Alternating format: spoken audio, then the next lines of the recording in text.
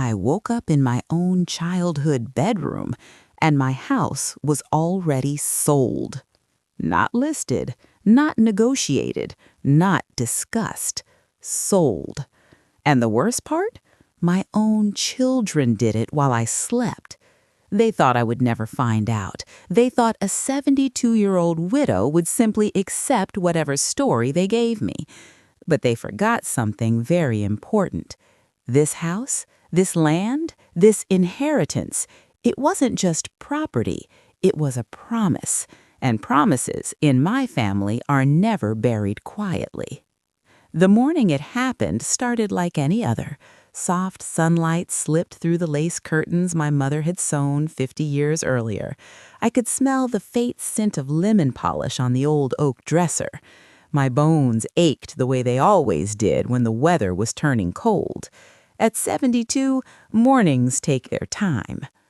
I swung my legs over the side of the bed, slipped on my slippers, and shuffled toward the kitchen. The farmhouse creaked under my feet the same way it had my entire life. Every board knew me. Every wall held a memory. I had been born here, raised here, and after my husband Thomas died 5 years ago, I came back here to finish my days the same way my parents had, quietly, peacefully, or so I thought. The first strange thing happened when I stepped onto the front porch. A black SUV was parked in the gravel drive. 2 men in suits stood near the mailbox, speaking quietly while looking at the house like buyers inspecting a horse at auction. When they noticed me, they froze. One of them forced a polite smile. "Good morning, ma'am." I nodded slowly. "Can I help you?" The taller man cleared his throat. "Well, actually, we were told the property would be vacant this morning." Vacant. The word slid into my chest like a blade. "I live here," I said. They exchanged a glance, a very uncomfortable glance. The shorter man pulled out a folder and flipped through papers. "That's strange." Strange. That was the word he used. Not wrong, not impossible, just strange. My hands tightened around the porch railing. "Who told you this property would be vacant?" Neither man answered immediately. Instead, the tall one slowly turned the folder toward me. A document sat on top, a sales contract. The address was mine. The signature at the bottom looked like mine, but I had never signed it. My heart began pounding so hard I could hear it in my ears. "This house," the man said carefully, "was legally transferred yesterday evening." Transferred. I felt the world tilt slightly. To who? He hesitated. Then he read the name. "Your son." My knees nearly buckled. David. My firstborn, the boy I carried for 9 months, the boy whose scraped knees I kissed, the boy whose college tuition I paid by working double shifts at the hospital. And according to this document, he had just bought my house. From me. Without telling me. I didn't cry. Not yet. Shock does something strange to the human heart. It freezes it. I thanked the men politely, walked back inside, and closed the door. The house felt different now. Not warm, not safe, just quiet. Too quiet. I walked to the kitchen table and picked up my phone. My fingers trembled as I dialed David. It rang 3 times. Then he answered. "Morning, Mom." His voice was casual. Too casual. "David," I said slowly, "did you sell my house?" There was a pause, a long one. Then he sighed. "Mom, we were going to tell you." We. That word landed like thunder. Who is we? Another pause. Then he said it. "Me and Lisa." My daughter. The 2 people I trusted most in the world. "We did it for your own good," he continued quickly. "You can't manage a property like that anymore. Taxes, maintenance. Did you forge my signature?" Silence. And in that silence, I knew. Yes, he finally admitted. My hand tightened around the phone. You sold the house your father built with his own hands. Mom, listen. You sold the land your grandfather left to me. Mom, you sold my inheritance while I slept. His voice hardened. It's done. The paperwork's final. Final. He said it like the conversation was over, like I had no choice, like I was just an old woman who should be grateful someone else handled my life. But David forgot something very important. Before my husband died, before my children started treating me like a fragile relic, I spent 40 years working in hospital administration, and that job taught me something powerful. Paperwork is never as final as people think, especially when it's built on lies. I looked around the kitchen, at the worn wooden table, at the photographs on the wall, at the place where 3 generations of my family had laughed, fought, and loved. Then I whispered quietly to the empty room, "All right, David, if you wanted a war." My eyes moved slowly toward the old filing cabinet in the corner, the one nobody ever paid attention to, the one filled with documents my father had kept for decades. And inside that cabinet was a legal loophole so devastating that by the time my children realized what they had done, they wouldn't just lose the house, they'd lose everything. I opened the cabinet, pulled out the first folder, and started reading. The folder was older than I expected. The paper had turned the soft yellow color that only time can create. My father had labeled it in his careful handwriting, "Property structure, do not discard." For years I had ignored that cabinet.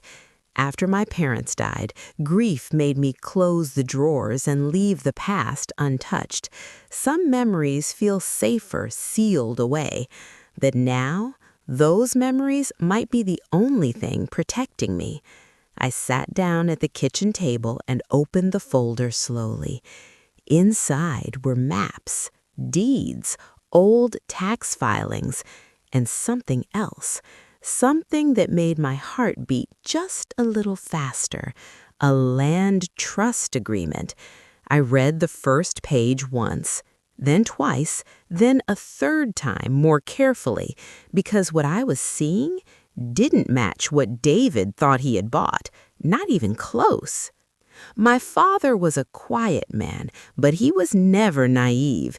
He had lived through 2 recessions, one devastating drought, and a land dispute that nearly tore our town apart when I was a child.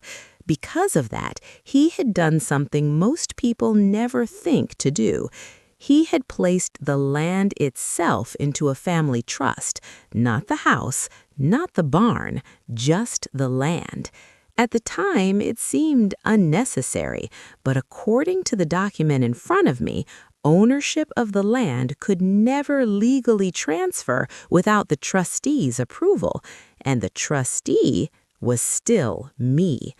I leaned back in my chair slowly. David had bought the house, the physical structure, the building sitting on top of the property, but legally speaking, the land underneath it was still mine. And without land rights, that beautiful farmhouse wasn't worth nearly what he thought it was. My hands trembled slightly as I kept reading, but then another line caught my eye, a clause written in bold legal language.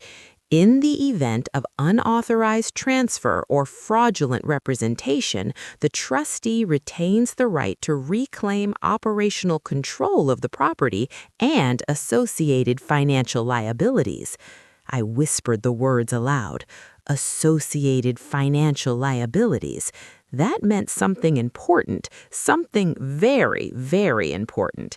If David had taken out loans against the house or used it as collateral, those bets might now be attached to something he didn't actually own.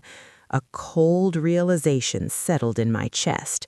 My children hadn't just betrayed me, they had built their little scheme on a legal misunderstanding, and misunderstandings in property law can become very expensive mistakes.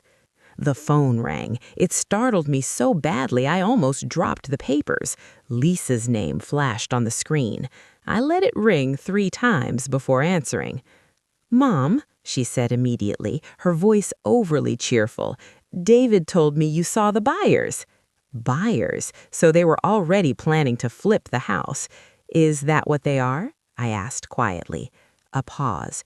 "Well, technically investors." Of course they were. The farmhouse sat on 15 acres of beautiful countryside just outside town. Land like that could easily turn into a luxury housing development. My children must have stumbled onto a fortune. "Mom," Lisa continued carefully, "we've arranged something really nice for you." Nice. That word felt like sand in my mouth. "There's a retirement community 20 minutes away, beautiful apartments, activities, security." I looked around the kitchen, at the chipped ceramic bowl my mother used every Sunday, at the clock that had ticked on that wall since 1978. "You've already moved my things, haven't you?" Another silence. "Yes," she admitted softly. I closed my eyes. My children hadn't just sold my home, they had already erased me from it. "Mom, you'll understand once you see the place. You'll actually have people your own age around." "I'm not moving." The firmness in my voice surprised even me. Lisa exhaled sharply. "Mom, the sale is done." "No," I said quietly. "You think that." Her voice hardened. "What does that mean?" I looked down at the trust document in front of me. "It means the house may be sold, but the land isn't." Silence exploded across the line. "Mom, stop being dramatic." "I'm not being dramatic." I ran my finger across my father's signature on the document. "I'm being precise." Lisa's voice rose. "What are you talking about?" "I'm talking about the fact that you and your brother just sold a house that legally sits on land you don't own." Another long pause. Then she laughed, but it sounded forced. "Mom, David handled the lawyers." "I'm sure he did. And they checked everything." "Did they check the 1974 land trust?" Silence. Heavy, sudden silence. And in that silence, I knew they hadn't. When Lisa spoke again, her voice had lost its confidence. "What trust?" I folded the document closed. "The one that says no structure on this property can be legally transferred without the trustee's approval." "Mom!" "And I never approved anything." Her breathing quickened. "You're bluffing." "Am I?" More silence. Then the call ended. She had hung up. 10 minutes later, my phone rang again. "David," I answered calmly. "Mom," his voice was tight, "what trust are you talking about?" I looked at the farmhouse window, at the fields stretching out behind it, the same fields my father had protected his entire life. "I think," I said softly, "you should call your lawyer." "Mom," and when you do, I let the moment stretch. Ask him what happens when someone sells something they don't actually own. David didn't answer, but I could hear something new in his breathing. Fear, real fear. Because somewhere in a law office not far away, someone was about to explain a very uncomfortable truth. And once that happened, my children would realize something devastating.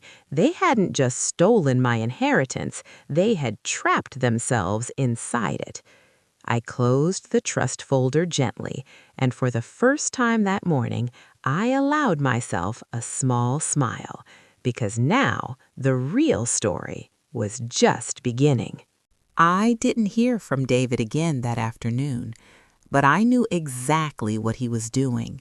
He was calling lawyers, And lawyers, unlike children who think they know everything, have a habit of asking very uncomfortable questions. Questions like, who owns the land? Was the trust disclosed during the transfer? Did the trustee sign any approval? The answer to the last one was very simple. No, I hadn't signed a single thing. Around 4 o'clock that afternoon, a silver sedan pulled into the driveway. A young man stepped out wearing a suit that looked a little too new, a little too stiff.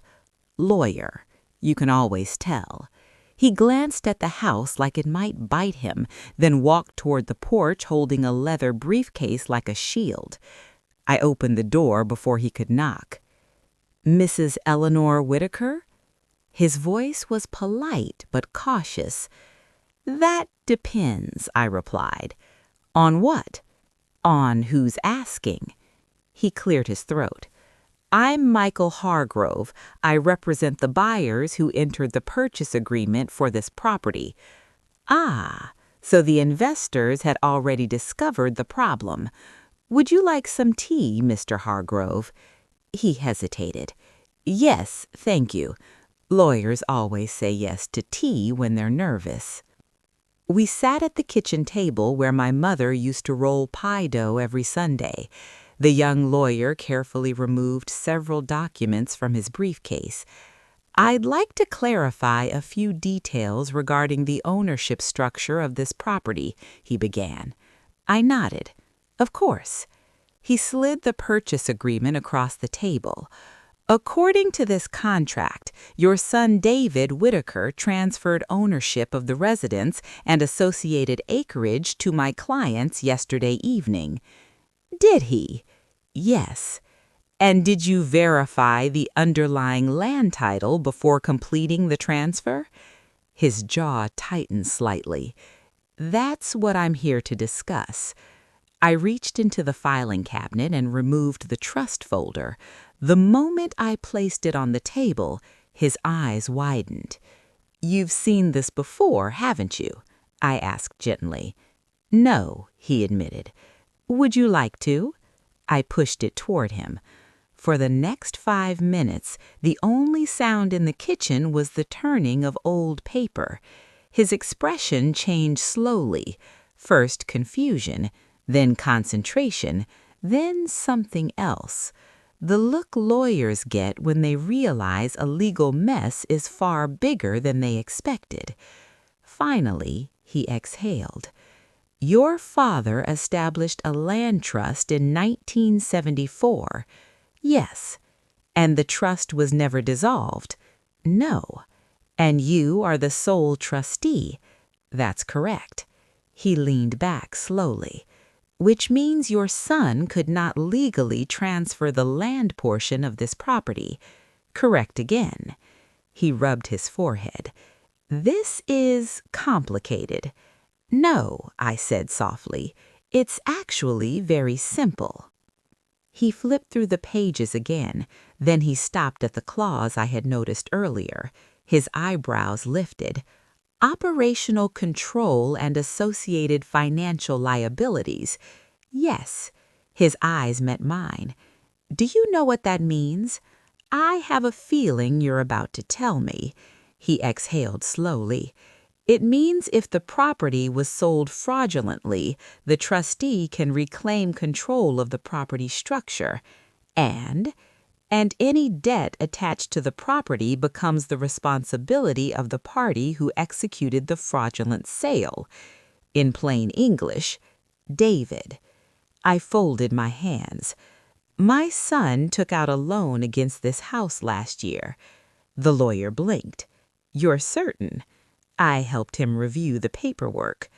Another silence. Then he asked the question I had been waiting for. How much? $800,000. The young lawyer leaned back in his chair like someone had punched him in the stomach. $800,000. That was the number David had quietly borrowed, the number he believed would be erased once the investors bought the house, the number he thought would vanish with the sale. But now, that debt had nowhere to go because the structure sitting on my land was legally entangled in the trust, which meant the bank loan, the investor purchase, and David's forged signature were about to collide. Hard. Mr. Hargrove closed the folder carefully. I need to contact my clients. Of course.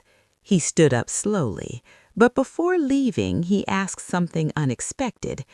May I ask you a personal question, Mrs. Whitaker? Go ahead. Why didn't you mention this trust earlier when your children first told you about the sale? I smiled faintly, because the answer was simple. Mr. Hargrove, have you ever watched someone dig their own hole? He nodded slowly. Yes, it's usually best not to interrupt. After he left, the house grew quiet again.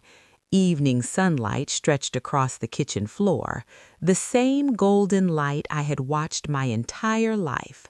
But now the house felt different, alive again, not stolen, not lost, just waiting, waiting for the truth to arrive.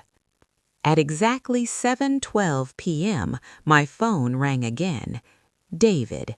This time he didn't sound confident. He sounded angry. Mom, what did you do? Nothing. You told the investors about the trust. I asked. You're ruining everything. I let that sentence hang in the air. Everything? Yes. David, my voice softened slightly. You ruined everything the moment you forged my name. His breathing was sharp now. You're not getting this house back. Oh, the investors have lawyers too. Yes, I've spoken to them. And they're reviewing options.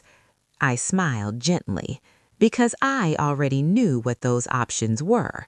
They would look at the debt, they would look at the fraud, and they would look at the trust. Then they would realize something terrifying. They'd just bought a legal disaster, and someone would have to pay for it. David spoke again, but his voice was quieter now. What do you want? There it was, the question every betrayal eventually reaches. I stood up and walked slowly to the window overlooking the land my father had protected. What I want, I said softly, is fairness. That's not what this is. No, I agreed. It's not. I paused. Then I said the one thing that made him go silent, because what's coming next is justice. And David had no idea yet just how expensive justice could be. The next morning, the phone started ringing at 7:03 a.m. Lawyers keep early hours when money's at risk. I poured myself a cup of coffee and watched the steam rise slowly while the phone buzzed across the table. I let it ring.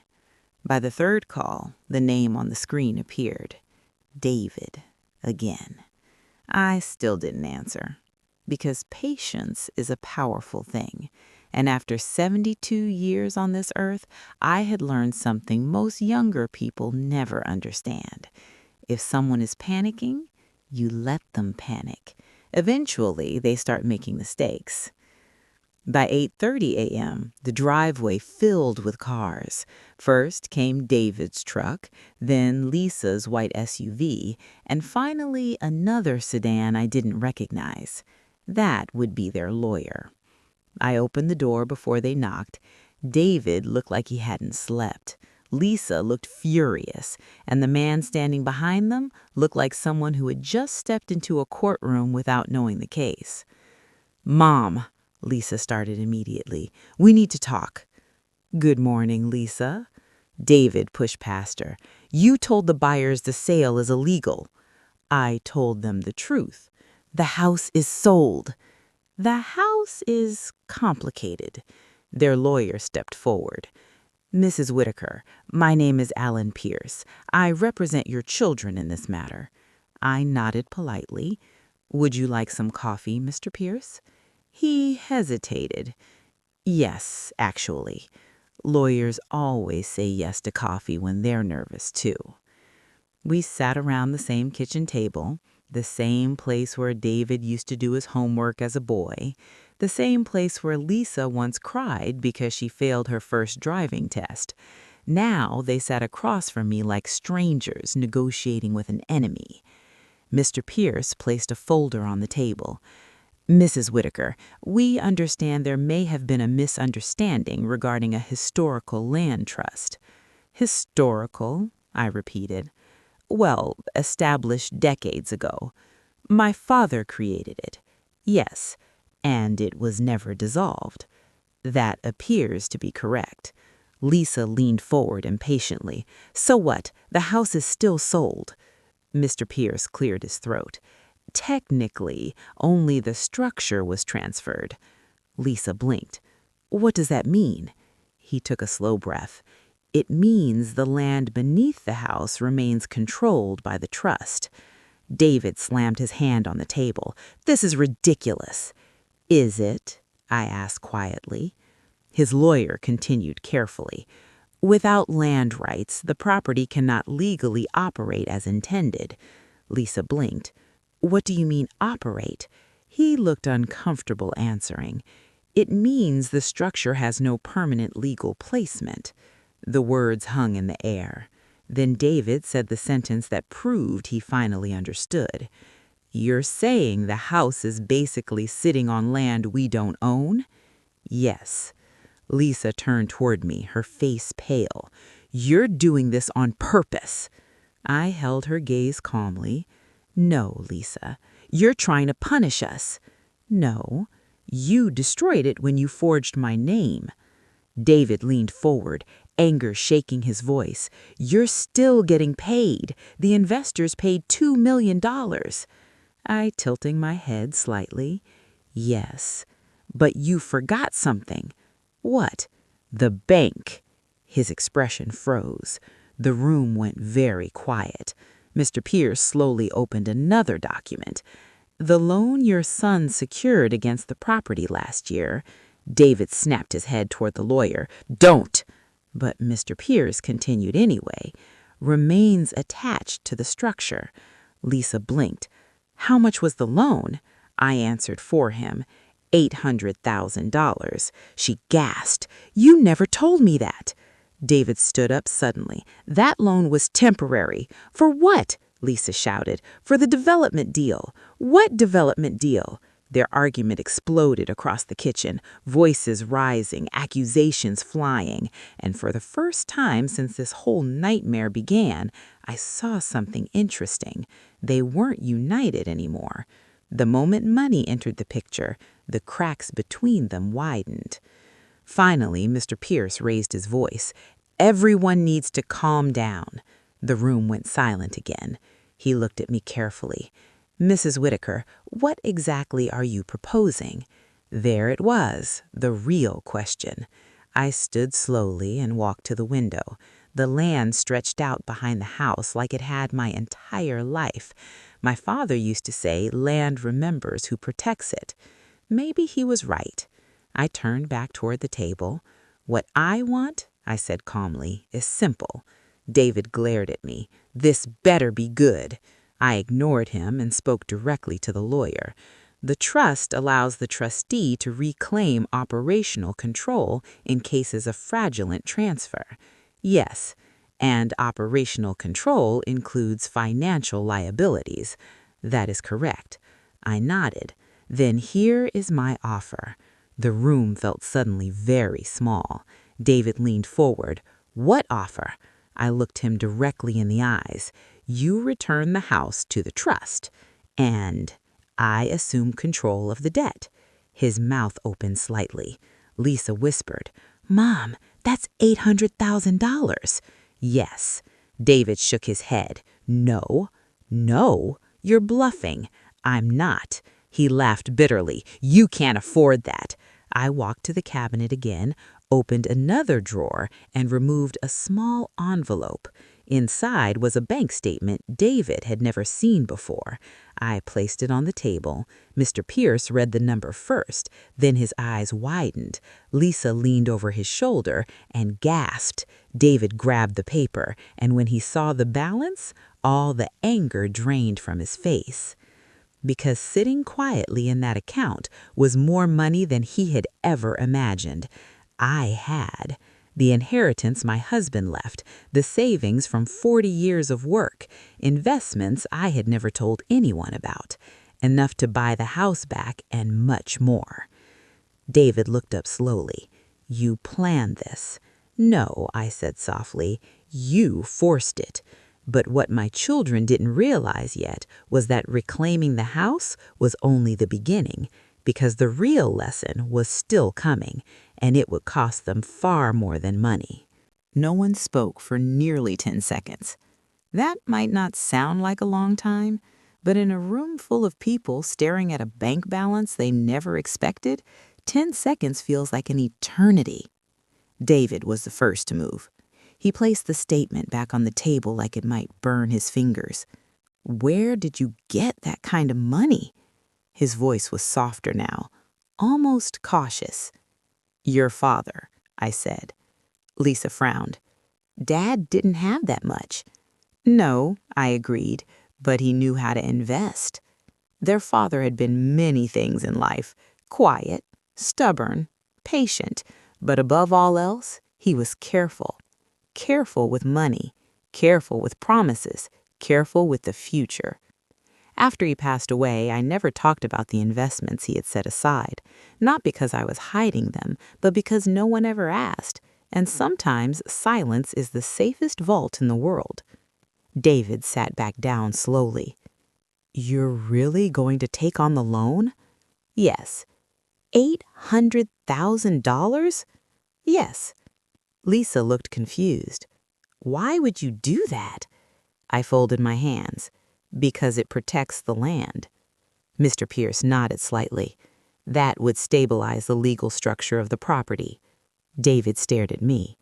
"You're just trying to take everything back." I met his gaze calmly. "You already took everything." The words landed hard, because deep down, they knew it was true. Lisa suddenly spoke again. "But if you take the loan, what happens to the investors?" Mr. Pierce answered that one. "They would likely pursue legal recovery from the party who executed the fraudulent transfer." Lisa turned slowly toward David. "Fraudulent transfer?" Her voice sounded hollow. "You told me everything was legal." David's jaw tightened. "It was supposed to be." "Supposed to be?" He didn't answer, and in that silence, something between them began to break. Mr. Pierce cleared his throat again.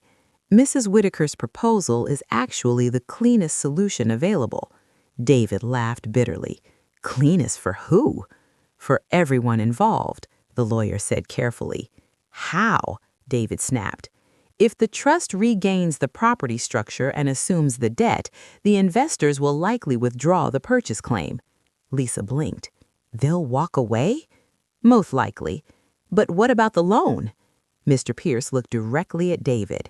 "That remains your responsibility unless the trustee voluntarily assumes it." David's eyes shot back to me. "You'd really do that?" "Yes." "But why?" I leaned back in my chair, and for the first time since this started, I answered honestly. "Because you're still my son." The room went very quiet. Lisa lowered her eyes. David didn't move. Sometimes the truth is heavier than anger.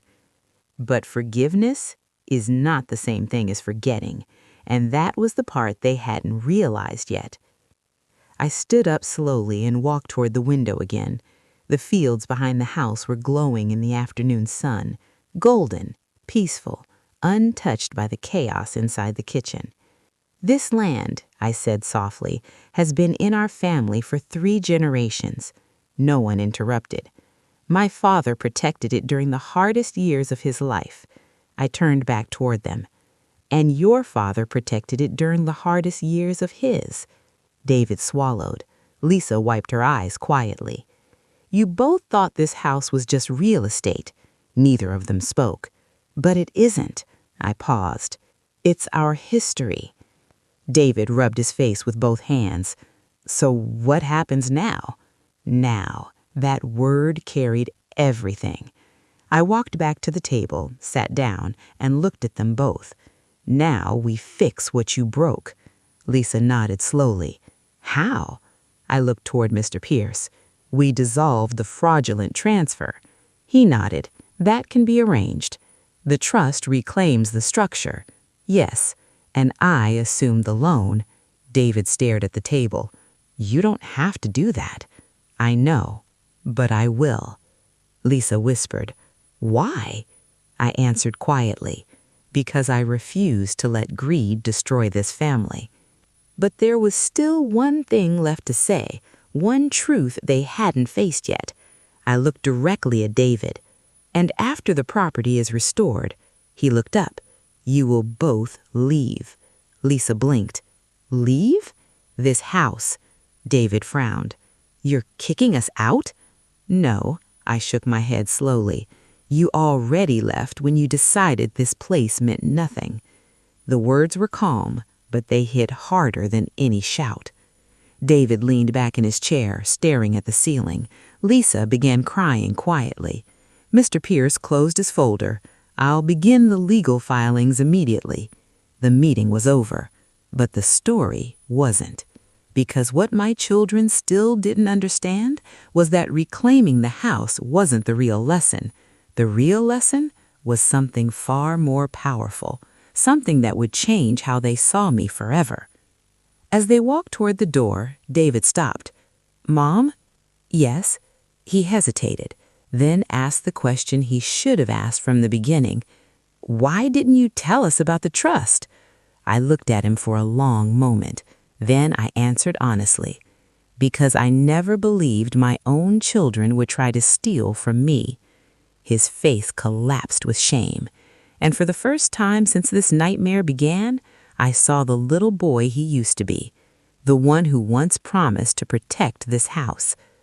But promises mean nothing without character, and rebuilding that would take much longer than fixing a legal contract. They walked down the driveway without another word. Their cars disappeared down the road, and the farmhouse fell quiet again. But this time, the silence felt peaceful, because the next chapter of this story was about to begin.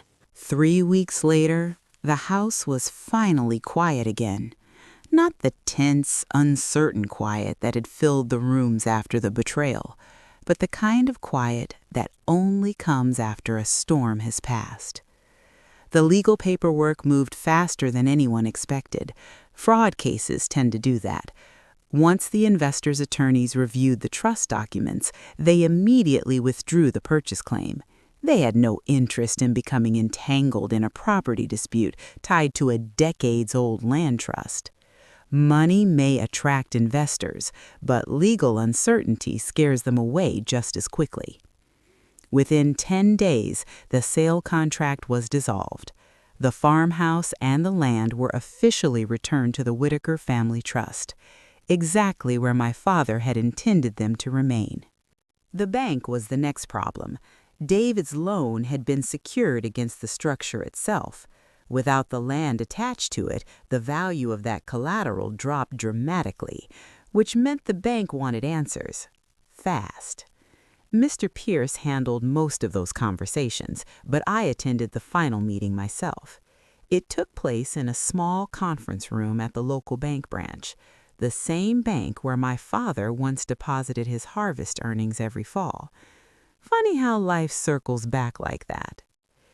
David sat across from me at the table. He looked older than he had 3 weeks earlier. Not physically older, but tired, ashamed. People rarely realize how heavy guilt becomes until they carry it.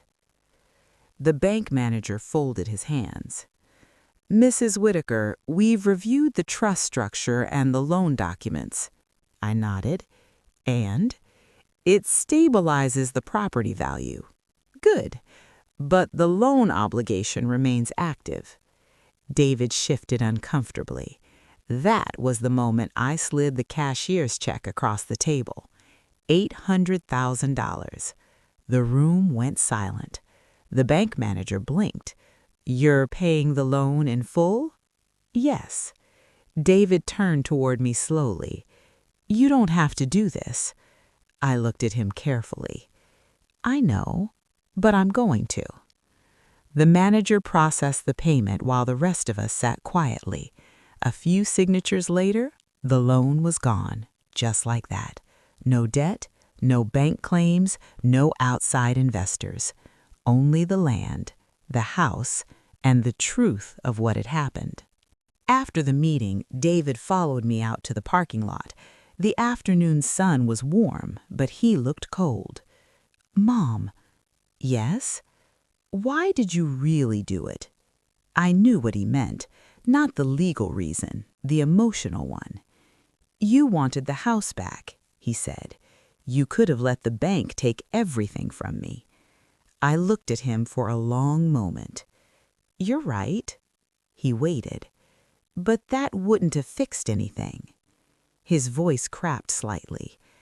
"I don't deserve your help." "No," I said quietly. "You don't." He lowered his head. "But punishment isn't the same thing as wisdom." A few days later, Lisa came by the house, alone. She stood on the porch the same way she used to when she came home from college years ago. Uncertain, hopeful. "Mom?" I opened the door. Her eyes were red from crying. "I'm sorry." 3 simple words, but they carried more weight than any legal contract. "I know," I said gently. "I should have stopped David," she whispered. "But when he told me how much money the investors offered," her voice trailed off. "Greed is a powerful thing," I said. She nodded slowly. "Are you going to sell the house now?" "No." She looked surprised. "Why not?" I stepped onto the porch and looked across the fields, because the answer wasn't complicated. Some things aren't meant to be sold. Over the next few weeks, life returned to something resembling normal. David moved to another town for a while. He said he needed space to think. Lisa visited occasionally, helping me repair a few things around the property. The farmhouse roof needed work. The barn doors needed new hinges, and the garden, well, the garden had been neglected during all the chaos. But the soil was still good. It always is when land has been cared for long enough. One evening, as the sun dipped low behind the trees, I sat on the porch with a cup of tea. The same porch where my father used to sit after long days working the fields. The same porch where my husband once promised we'd grow old together. Life hadn't turned out exactly the way I imagined. But then again, it rarely does. A car pulled into the driveway. David stepped out slowly. He walked toward the porch like someone approaching sacred ground. "Mom?" "Yes." He hesitated, then said something I never expected to hear. "I was wrong." Simple, direct, honest. Sometimes those are the hardest words for a grown man to say. "I know," I replied softly. He looked out across the land. "You forgot what this place meant." "Yes, and you forgot what you meant." I didn't answer that right away. Instead, I watched the sunset, because sometimes silence says more than words. Finally, I spoke. "You know what your grandfather used to say?" David shook his head. "Land doesn't belong to us." He frowned. "What do you mean?" "We belong to the land." The wind moved softly through the tall grass behind the house. "And if we forget that," I looked at him, "we forget who we are." David nodded slowly. For the first time in weeks, he looked like my son again. That night, as the sky filled with stars above the old farmhouse, I realized something important. Revenge might feel satisfying for a moment, but restoration, That lasts a lifetime. Because in the end, I didn't just reclaim my inheritance, I reclaimed my family. And sometimes that's the greatest victory of all.